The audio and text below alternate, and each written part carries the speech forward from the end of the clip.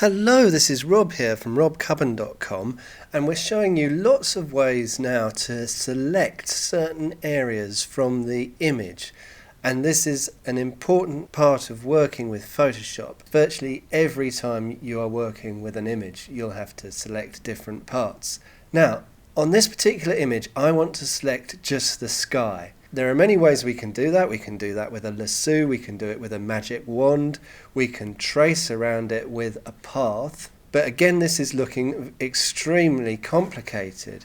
Would you want to trace around all of those trees with a path or with a lasso? I mean, that would be virtually impossible. And of course, the magic wand selects areas that are of similar colours, and that's easy in some places, but it's a little bit harder in other places. It goes both sides of the horizon, so we're not really selecting just the sky with the magic wand tool there. So we're going to have to do some work manually, but we want to make it as easy as possible on ourselves. We don't want to waste much time when we could get Photoshop to do the hard work for us. And now there is another way, and that's with channels. Here are your channels. As you can see, they are split into red, green and blue.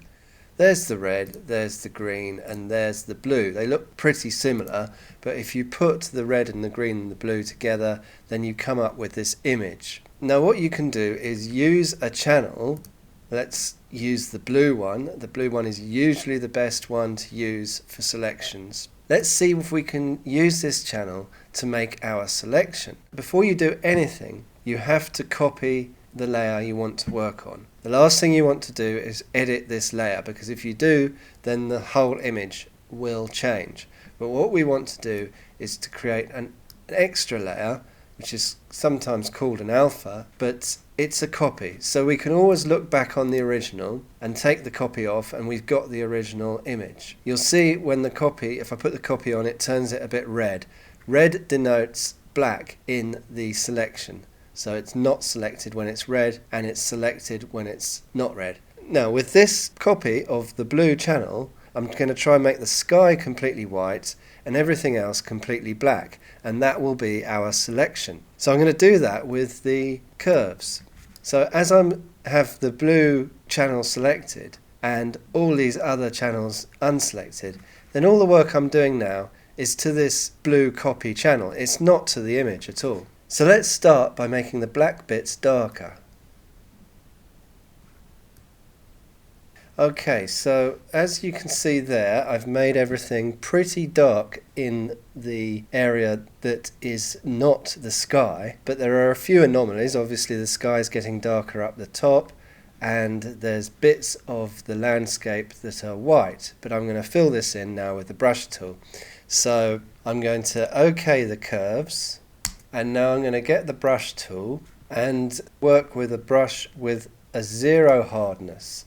So the edges are completely straight with no blur on them whatsoever. And this is so that we can see what we're doing. So I'm going to get it nice and big using the square bracket key, and I'll just fill in all of these highlights here that we don't want.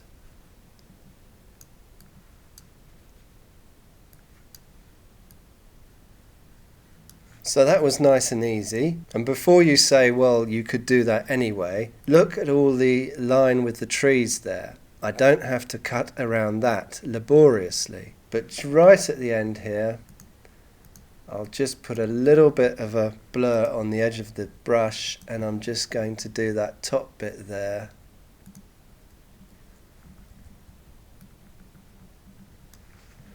And there's virtually all that side we've done.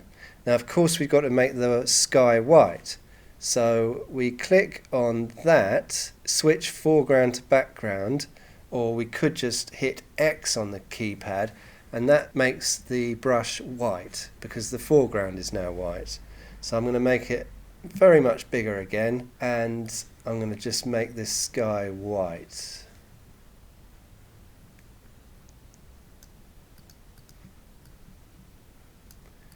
Now you notice I don't go up to the horizon there because that's too tricky.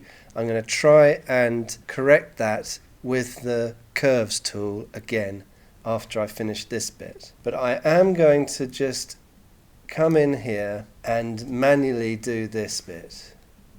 Press X on the keyboard again and we're going to black.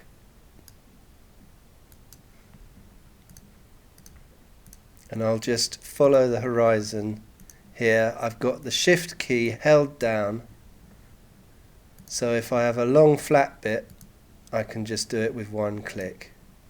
A very large brush, but it's got a slightly blurred edge.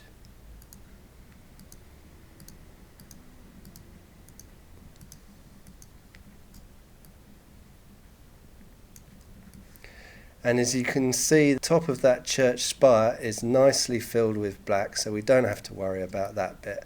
And now we're on to the clouds. So everything black now is the landscape, the land, and everything white is the sky.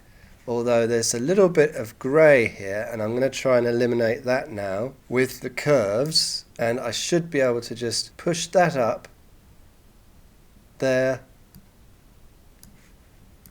And there we have it. That is a complete selection of the sky, or everything else but the sky, and we've done that in a couple of minutes, whereas if we did it manually it would have taken ages. So that shows you the great benefit of copying a channel and using it as a selection. I hope you enjoyed that video. In the next video I'll show you how I can use this practically.